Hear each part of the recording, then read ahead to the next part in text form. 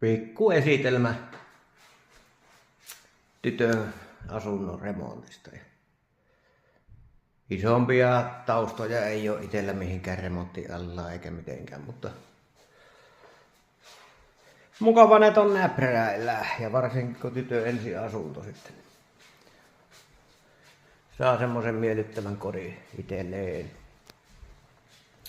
Keittiö vielä puuttuu ja muutama pikku juttu, pesuhuoneen saumaukset ja sun muut, mutta eiköhän tästä hyvä asunto tuu. Ajattelin kuvata pikkusen, mitä on tehty. Näihin kuviin ja tunnelmiin.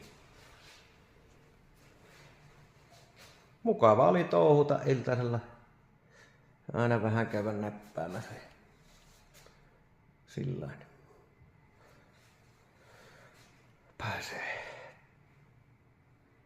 Pääsee asustelleen.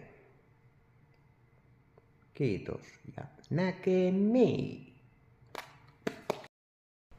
No niin, elikkä pikku etteinen kaapistot sun muut tulee vielä tuonne. Pikkusen laatotusta eka kertaa elläissään. Kokeilin tuohon ennen kuin keittiön kammariin pikkusen tehoste seinää.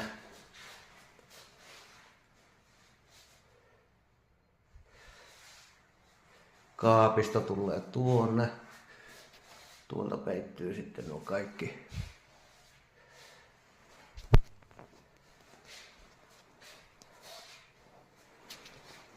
kaikki väliovet on vaihdettu, kaikki seinät on tasoiteltu, maalattu, käsitelty.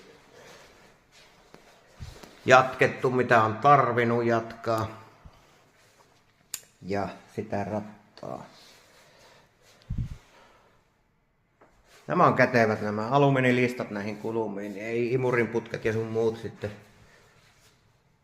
hinkkaa ja säree.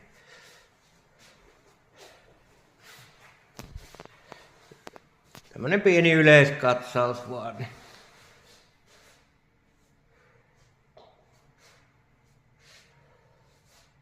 Keittiö puuttuu tosiaan ja se on tulee tuon.